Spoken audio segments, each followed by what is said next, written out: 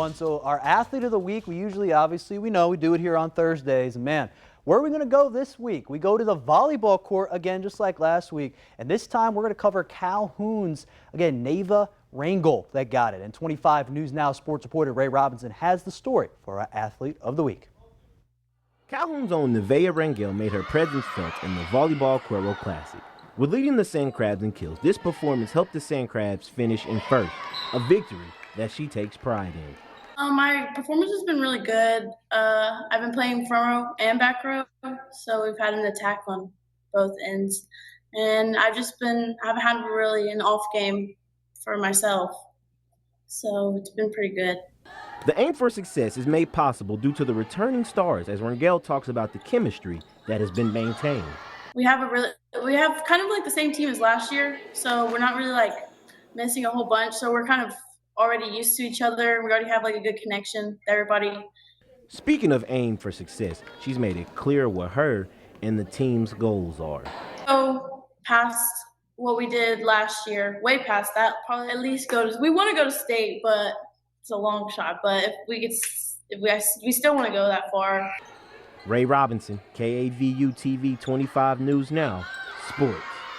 So speaking of Neva and the Sand Crabs, we kind of witnessed them, and some of those highlights you saw were from this morning at Tidehaven High School. And they were taking on the Warden Tigers. This game was one of many, and they took place in the morning. It was in the Bay City Volleyball Tournament, and this is going to go on till Saturday. So hopefully Calhoun looks like they can get an impressive run, because they did win the Quero Classic there last week, and they do it in this week. We will see coming up. Now over to the majors, the Houston Astros. They're back tonight versus the Baltimore Orioles at Camden Yards. The Astros, they're hoping to rebound. They lost 2 games against the Red Sox the past 2 nights. And on the mound here will be Victoria General's own, and we've been saying his name a couple times, Spencer Arrighetti. And he's going to go facing against Corbin Burns for the Orioles. And this is a pivotal match because the Orioles are a great team. It's a 4-game series, and they're trying to keep atop the AL West. And they got to keep themselves as contenders for the AL as the postseason's only a month away. And speaking only a couple days away, college football is ready to start here in 2 days. And Florida State and Georgia Tech will start the season.